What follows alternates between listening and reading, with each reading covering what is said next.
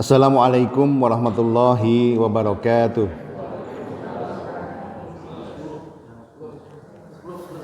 Bismillahirrahmanirrahim. Alhamdulillahi rabbil alamin. Wabihi nasta'inu ala umuri dunya wa din. Wassalatu wassalamu asrafil anbiya'i wal mursalin Sayyidina Muhammadin wa ala alihi wa sahbihi wa salim ajma'in. Allahumma sholli wa sallim wa barik ala Muhammad wa ala ali Muhammad. La haula wa la quwata illa billahil aliyyil azim. Kita panjatkan rasa syukur kita ke hadirat Allah karena hari ini Allah telah memilih kita mengikuti majelis yang mulia, yaitu sholat subuh berjamaah, dilanjutkan dengan kita duduk di masjid berzikir, mengingat Allah, kemudian belajar thalabul ilmi, dan nanti mudah-mudahan di waktu Isra kita bisa menjalankan sholat sunnah. Kita mendapatkan fadilah pahala setara haji dan umrah, sempurna. Masya Allah. Hari ini saya bersyukur sekali melihat ini kita berlimpah ya. Atas nama Nadir Masjid As-Salam, kami mengucapkan terima kasih atas partisipasi dari jamaah sekalian yang telah mendukung penyelenggaraan kegiatan kita pada hari ini. Mudah-mudahan apa yang masuk ke dalam darah kita dari apa yang Anda sampaikan ini ikut berzikir kepada Allah sehingga melipat gandakan pahala kita. Dan pada pagi hari ini kita akan membahas tentang ensiklopedia Muhammad, tentang sirah nabawiyah di kitab yang pertama, yaitu kitab Muhammad sebagai Nabi. Karena ada 10 kitab. Kita ini sudah pada pertemuan yang keberapa ya? Kelima atau keenam ini ya? Ya, kelima ya. Kelima, mudah-mudahan bagi panjenengan yang mengikuti dari awal sampai akhir nanti bisa mendapatkan gambaran tentang perjalanan Nabi. Dan kita hari ini masuk di sesi-sesi terakhir di kitab ini, sesi 1 ini, yang kitab pertama, yaitu tentang perang Hunain hingga pada wafat Nabi kita Muhammad sallallahu alaihi wasallam. Mari kita awali bersama dengan membaca basmalah. Bismillahirrahmanirrahim. Sebelum kita masuk tentang perang Hunain, kita akan melakukan review terlebih dahulu, yaitu tentang penaklukan kota Mekah. Ini sekedar mereview.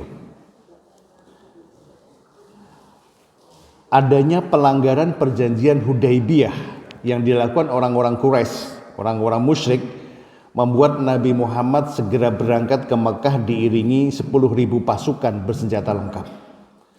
Ya, kita mereview sedikit bahwa ternyata penaklukan kota Mekah itu dilatar belakangi adanya pelanggaran perjanjian di kaum musyrik yang seharusnya mereka tuh gencatan senjata selama 10 tahun, tetapi pada tahun kedua mereka melanggar perjanjian, yaitu dengan terjadinya pembunuhan suku Bani Khuza'ah oleh Bani Bakar, di mana Bani Khuza'ah itu pro pada Madinah kepada Nabi, sementara Bani Bakar pro pada Mekah atau Quraisy.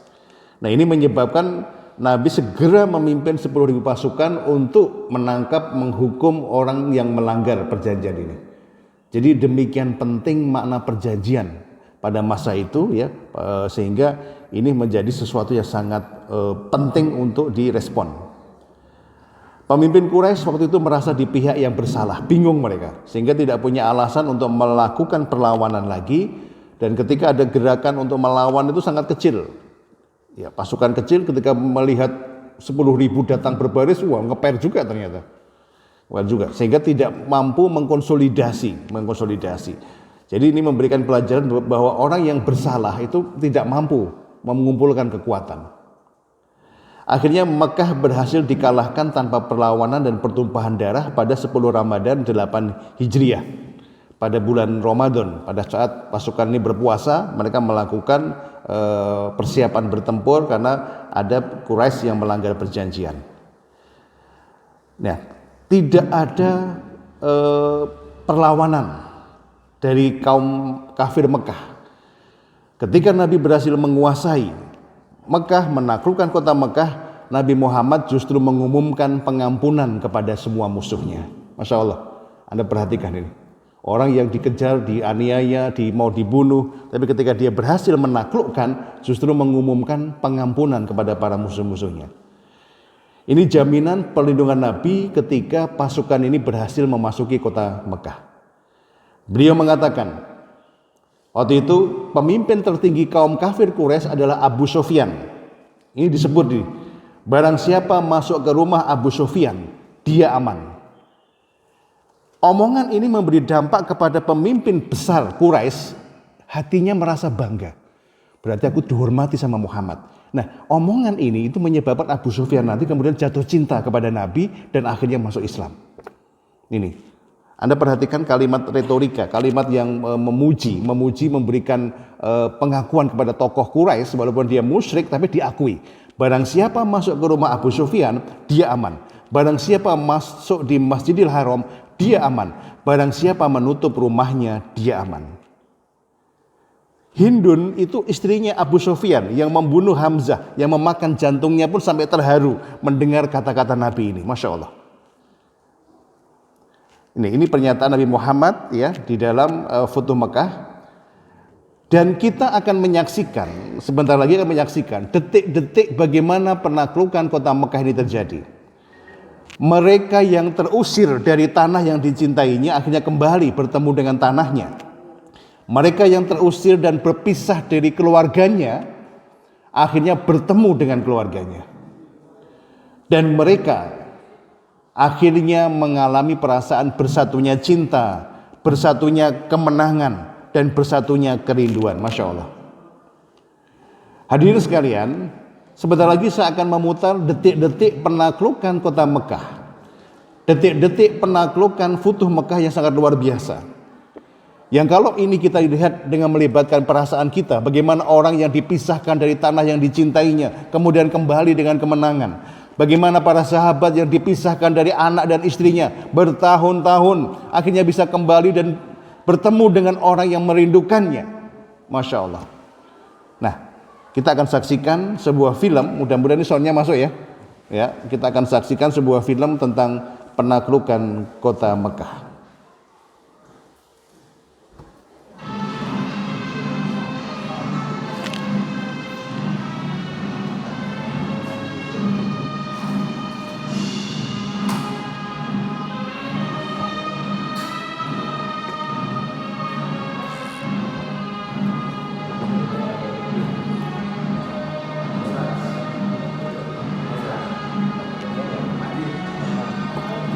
Nggak usah, nggak apa-apa, nanti biar diambil langsung dari sini.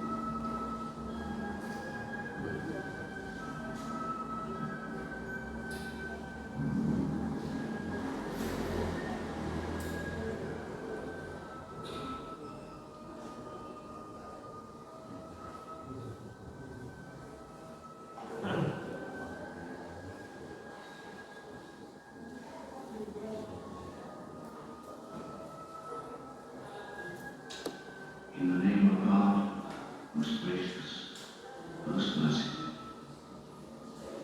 God gave his master Abraham to be a sacred place. Worship no other gods but him, and cleanse his house.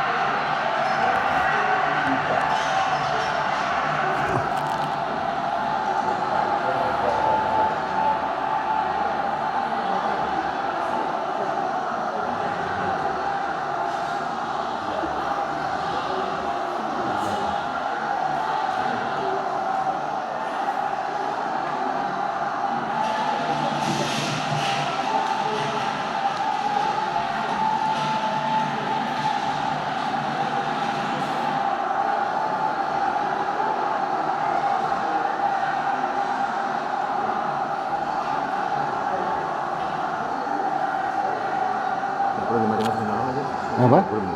Ya? Untuk apa? Diterangin.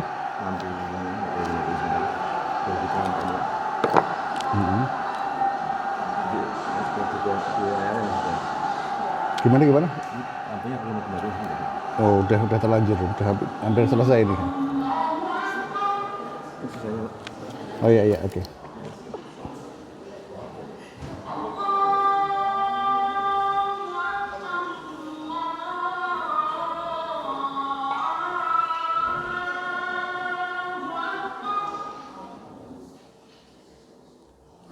Iya, ini cuplikan ya. Film lengkapnya hampir 3 jam. Masya Allah. Iya, nggak apa-apa. Cuma saya minta harusnya hidangannya lebih dari ini harusnya. Nanti ada jam istirahat, makan, itu harus naik gitu. 3 jam sehari mantap itu, ya kan? Kira-kira perlu nggak itu ya? Ya, satu sesi diulas keluar soto, ya. Satu sesi diulas lagi keluar sate ayam. Wah, itu kena, masya Allah, mantap, masya Allah. Bapak Ibu sekalian, saya sering meneteskan air mata ketika melihat momen ini, bagaimana hijrah menjawab semua cinta, menjawab semua kerinduan, menjawab semua keraguan, masya Allah. Dan inilah yang terjadi, dan ini bukan hanya cerita fiksi, bukan hanya sekedar mitos, tapi itu fakta sejarah yang harus kita percayai dan harus kita bisa ambil semangatnya dan pelajarannya untuk kehidupan kita yang sekarang ini.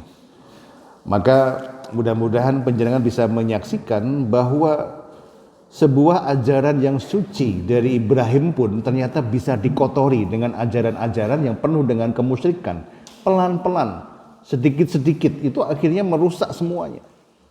Ya, contoh misalnya di masjid ini kita kasih rajah satu aja, rajah. Kalau dibiarkan ya lama-lama ini akan bertambah.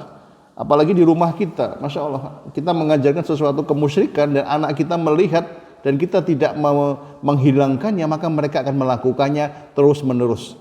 Dan kita ikut menanggung dosanya jika ini tidak kita cabut, tidak kita katakan bahwa ini salah sebelum kita mati. Masya Allah. Ini tugas kita bersama. Masya Allah. Ini mudah-mudahan panjenengan bisa menangkap materi yang luar biasa ini. Bagaimana kita mendapat pelajaran yang luar biasa dari momen hijrah di Madinah hingga Futuh Mekah. Yang sangat panjang kisahnya, sangat panjang, luar biasa. Ini. Dan sekarang kita akan masuk di momen perang Hunain hingga wafat Nabi.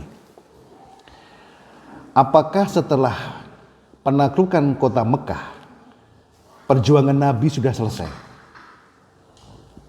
Jadi setelah Mekah ditaklukkan, kemudian membentuk semacam pemerintahan di sana, perwakilan, Nabi kemudian kembali ke Madinah.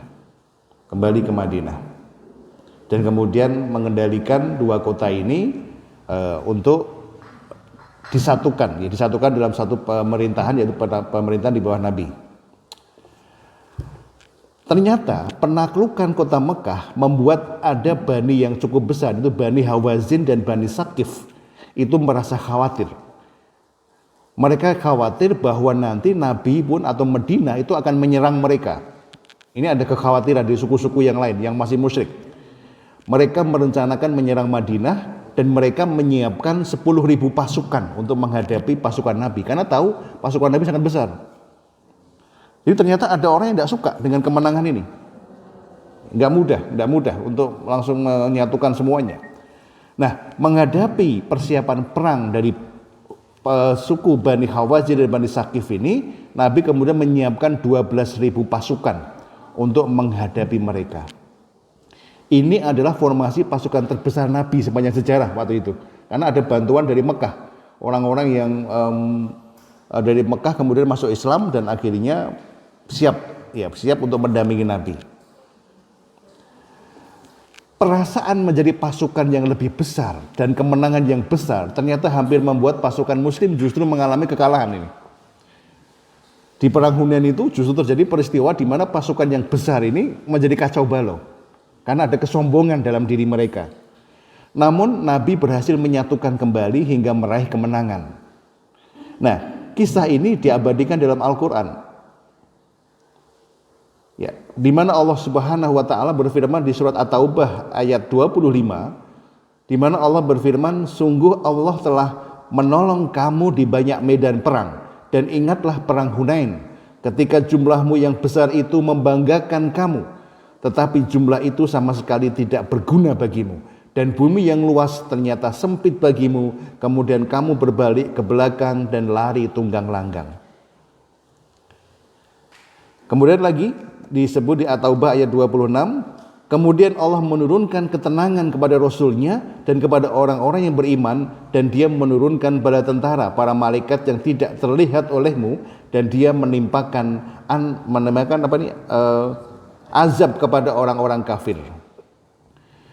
Jadi ceritanya jumlah pasukan yang besar ini ternyata terjebak dengan strategi suku Bani Sakif tadi.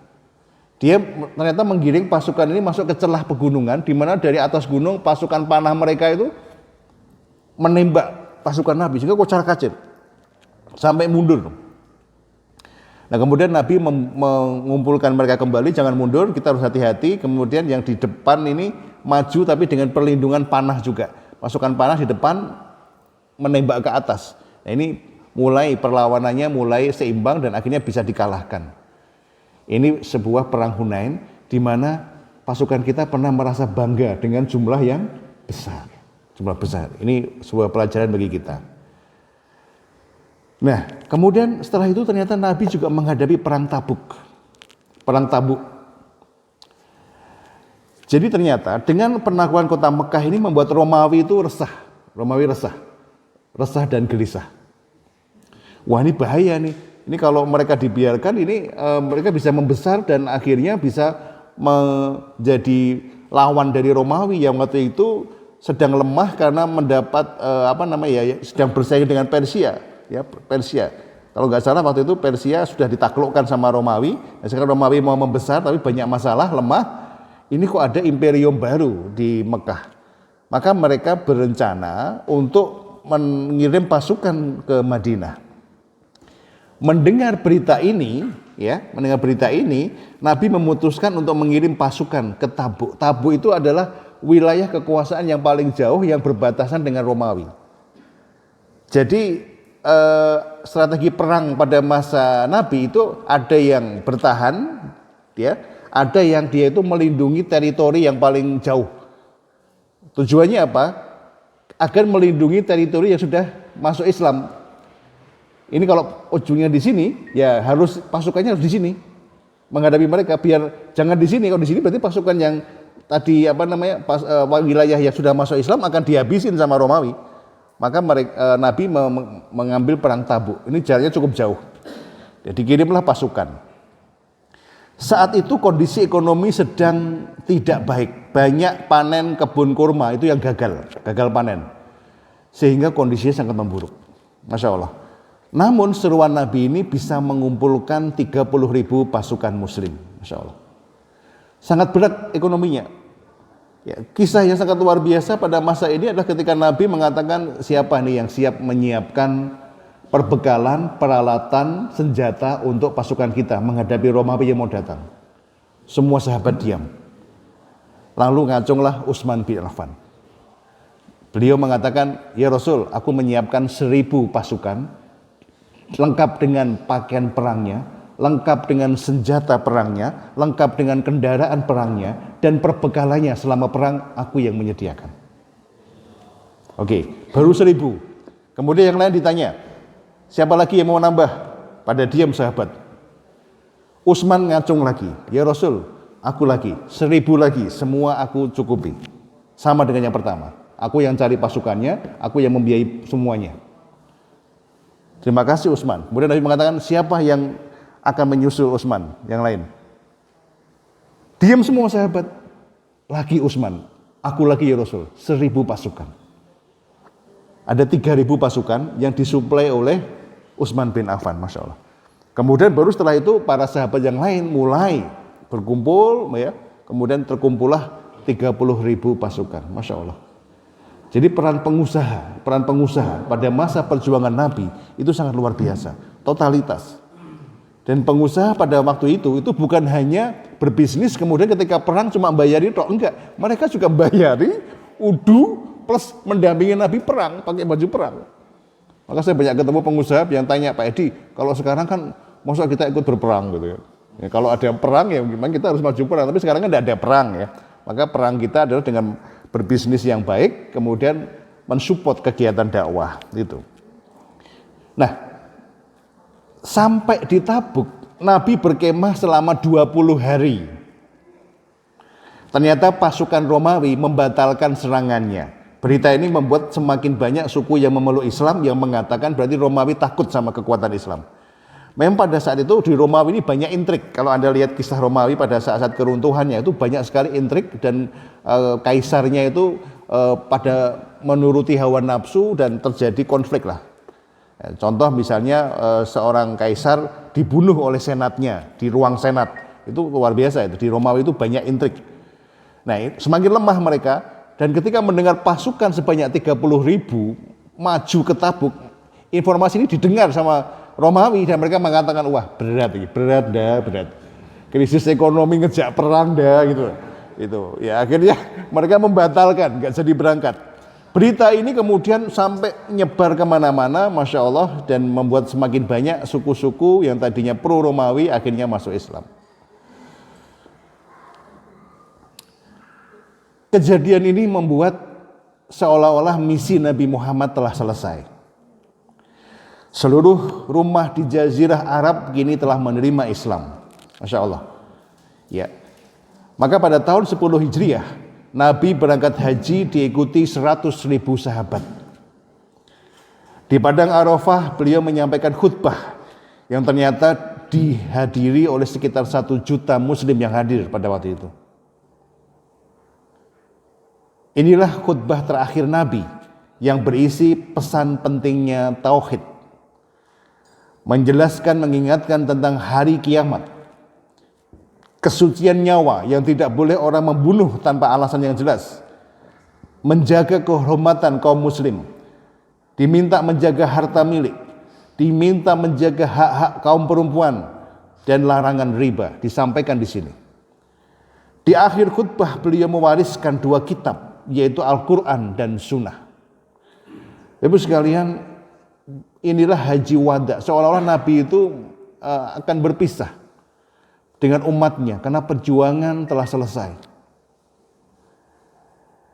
Ini ada wahyu terakhir yang para ulama mengatakan inilah wahyu terakhir yang diucapkan Nabi, ya, yang disampaikan Nabi. Ya, bisa baca nggak nih?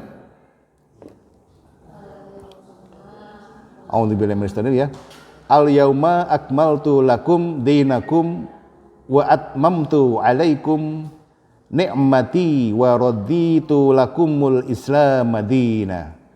Pada hari ini telah kusempurnakan untuk kamu agamamu dan telah kucukupkan kepadamu nikmatku dan telah kuridhoi Islam itu jadi agamamu.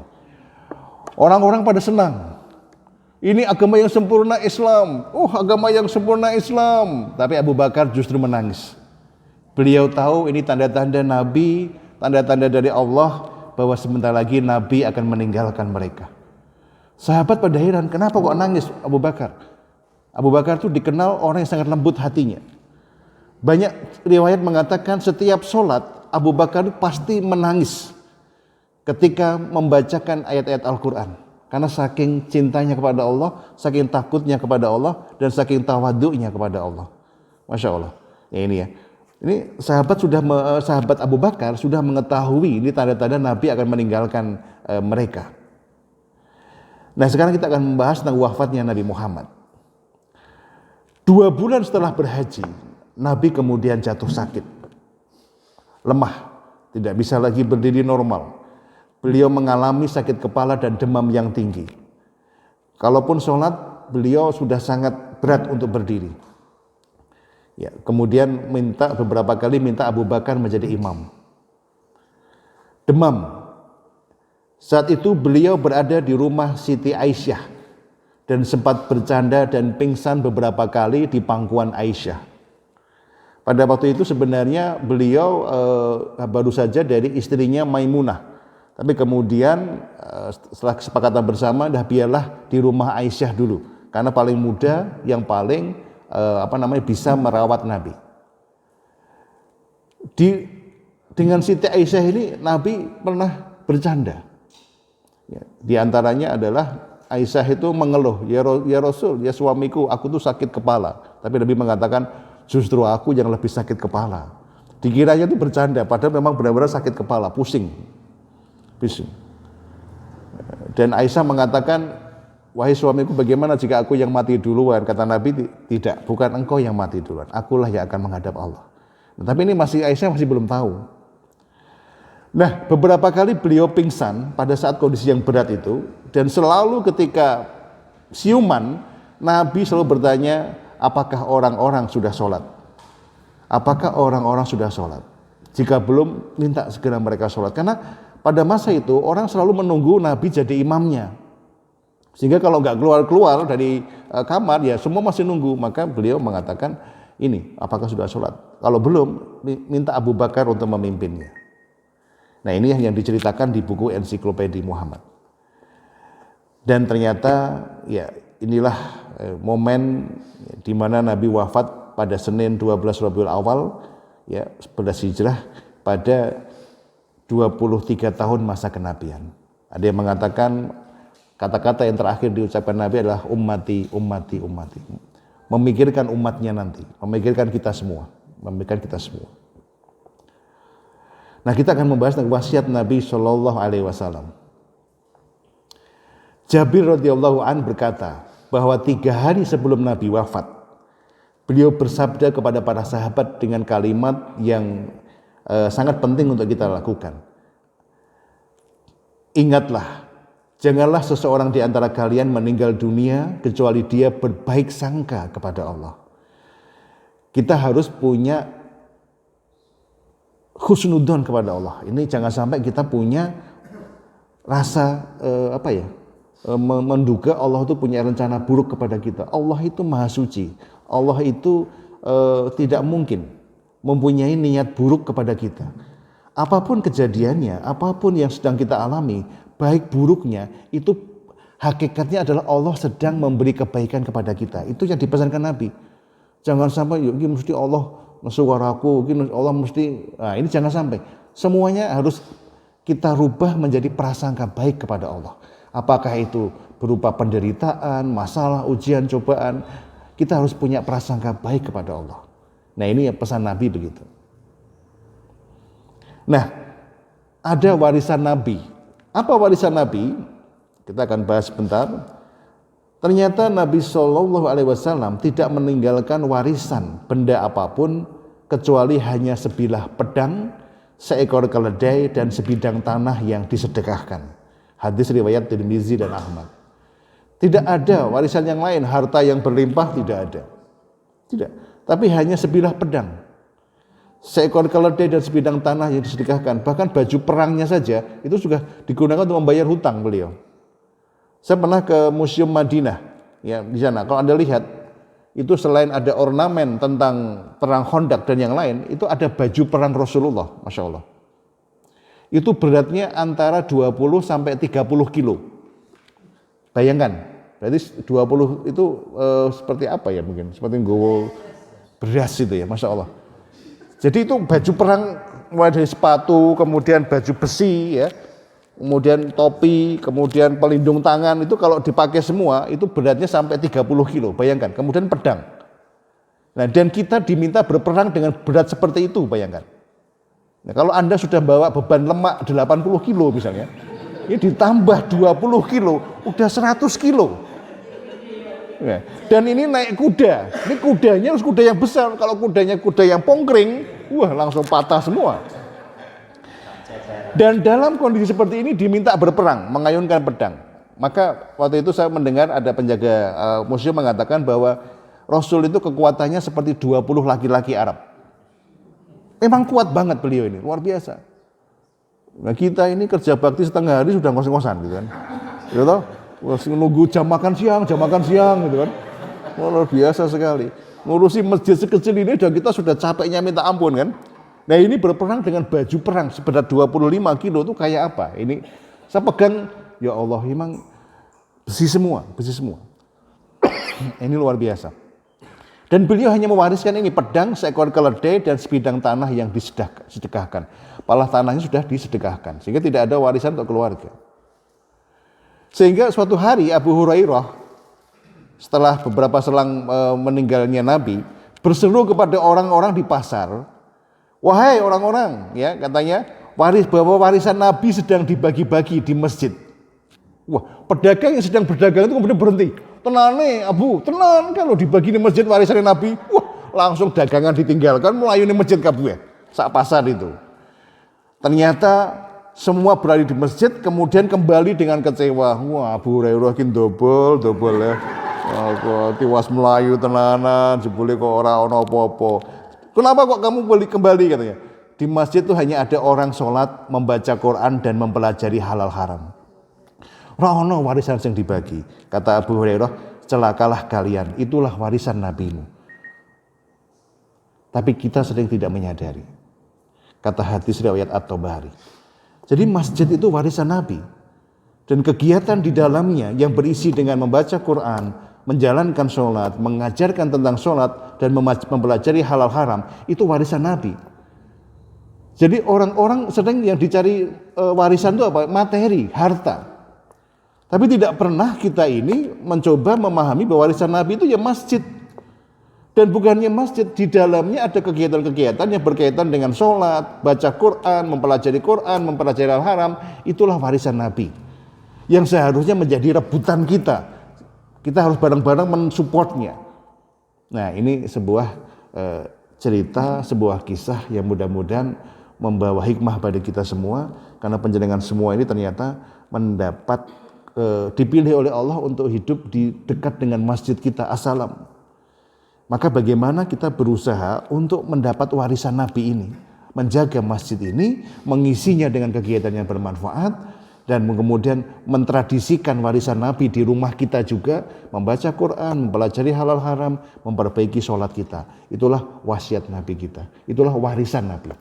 Jadi kalau wasiat itu omongan, kalau warisan itu benar-benar harta yang tak ternilai harganya itu ya ini. Masjid ini. Ya ini maka harapan saya mudah-mudahan dengan kita mulai aktif mengenal sirah nabawiyah ini mulai muncul rasa cinta kepada Rasulullah. Nah, inilah Bapak Ibu sekalian akhir dari kisah tentang sirah nabawiyah di mana kita berakhir sampai kisah-kisah wafatnya Nabi, dan setelah ini nanti kita akan membahas tentang bab tanda-tanda kenabian dan tugas para nabi, dan setelah itu nanti di sesi berikutnya kita akan mulai membahas kitab tentang Muhammad sebagai pribadi yang mulia. Masya Allah, jujur begitu saya membaca kitabnya di halaman ke-10, saya nggak kuat karena memang yang di situ yang diceritakan adalah kemuliaan akhlak beliau. Masya Allah. Ya, kemudian kemarin hari Ahad saya ketemu sama teman saya yang bercerita tentang betapa lembutnya Nabi.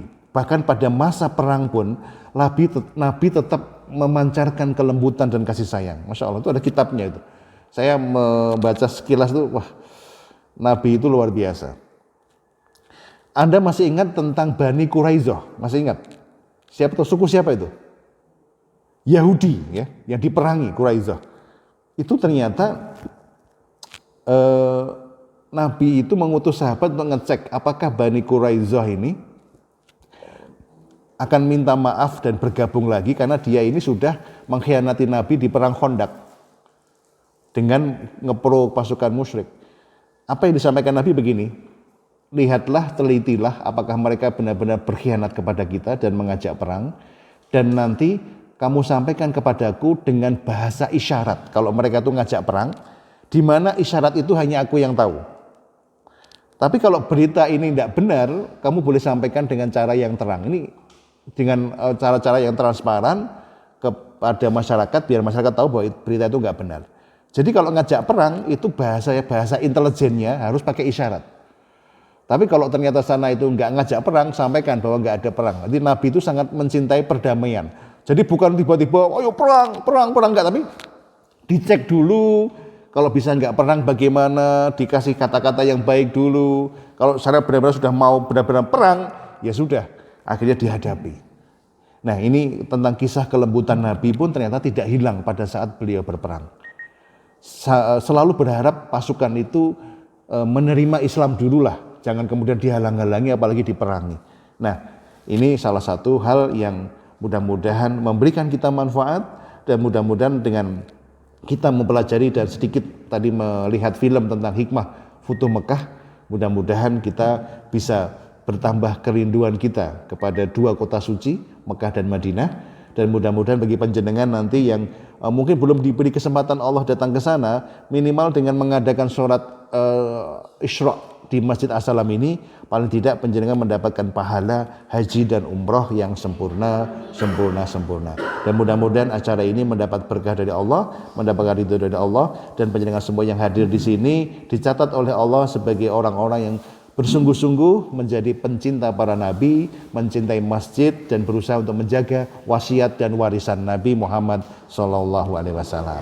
Demikian, semoga bermanfaat. Mari kita tutup bersama dengan membaca hamdalah dan doa penutup majelis.